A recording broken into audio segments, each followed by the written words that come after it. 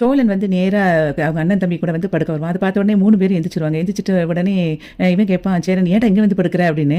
அதுக்கப்புறம் பல்லவன் கேட்பான், "ஏன்னா நீ அவங்க கூட தானே படுக்கணும், எதுக்கு இங்க வந்து படுக்குற?" அப்படின்னு சொல்லி கேட்பான். அதுக்கப்புறம் பாண்டியன் சொல்லுவான், "எதுக்குடா இப்போ இங்க வந்தேன்னு?" கேட்கும்போது உடனே இவன் சொல்லுவான் சோழன், "இல்லடா அவங்க ரொம்ப அப்செட்டா இருக்காங்க. அந்த அப்செட்டா இருக்கிறதுனால தான் நான் வந்து இங்க வந்து தனியா படுத்திருக்கேன்." அப்படி சொல்லும்போது, "இந்த அப்செட்டா இருக்கும்போது தான்டா அவங்கள தனியா விடக்கூடாது. நீ எதுக்கு அவங்கள தனியா விட்டுட்டு வந்தேன்னே?" "ஏன்டா சொல்றத புரிஞ்சுக்கோங்கடா. ஏற்கனவே வந்து அவங்க ரொம்ப தூங்காம இருக்காங்க. இப்போ தனியா இருந்தா நல்லபடியா நிம்மதியா தூங்குவாங்க." அப்படின்னு சொல்லும்போதும் இவங்க மாறி மாறி எதுக்கு இப்போ அவங்கள விட்டுட்டு வந்தேங்கிற மாதிரி சொல்லுவாங்க.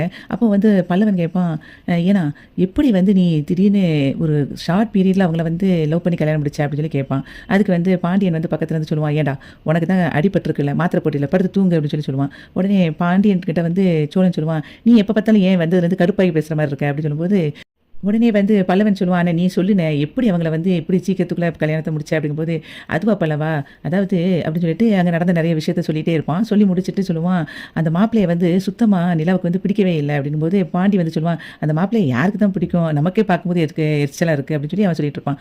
தெரியுதுல்ல, அது மாரி அவளுக்கு வந்து அந்த பையன பிடிக்கவே இல்ல. அதனால அவ வந்து சொல்லிட்டு என்கிட்ட கொஞ்சம் கொஞ்சமா பேச ஆரம்பிச்சா. பேசிட்டு அதுக்கப்புறம் என் மேல அவளுக்கு லவ் வந்துருச்சு. அவ தான் முதல்ல லவ்வ வந்து என்கிட்ட ப்ரப்போஸ் பண்ணா அப்படின்னு சொல்லிட்டு இருப்பான். அப்படி ஒண்ணு ஒண்ணா வந்து ஃப்ராட் பண்ணி போய்க்கிட்டே இருப்பான் சோழன்.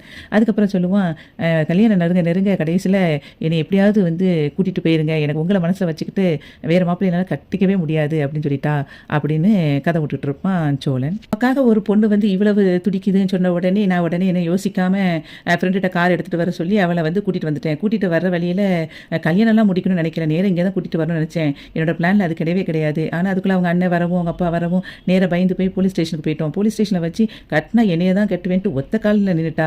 நான் கூட சொன்னேன், எங்கள் வீட்டுக்குலாம் தெரிஞ்சா பிரச்சனை ஆகும் அப்படிலாம் சொல்லலாம் பார்த்தேன். ஆனால் அவள் கேட்கவே இல்லை அப்படின்னு சொல்லும்போது பாண்டி சொல்லுவான், இங்கே பாரு இவ்வளோ நேரம் சொன்ன விஷயத்த கூட நான் நம்பினேன். ஆனால் இந்த கடைசியாக சொன்ன விஷயத்த என்னால் நம்பவே முடியல, ஏற்றுக்கவும் முடியாது.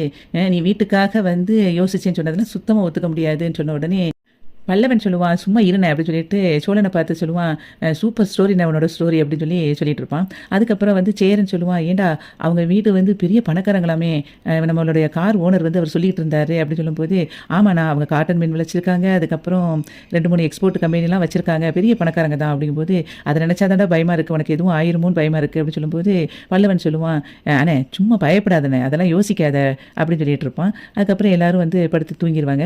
தூங்கின பிறகு அங்கே நிலா வந்து அப்படியே அந்த பெட்ஷீட் எடுத்து பார்ப்பா. அவ ஸ்மெல் பண்ணி பார்க்கும்போது ஒரு மாதிரி இருக்கும்னு தூக்கி வீசிடுவா. அதுக்கப்புறம் கதவை பூட்ட முடியாதனால அங்கிட்ட இங்கிட்ட நடந்துக்கிட்டே இருப்பா தூங்காம.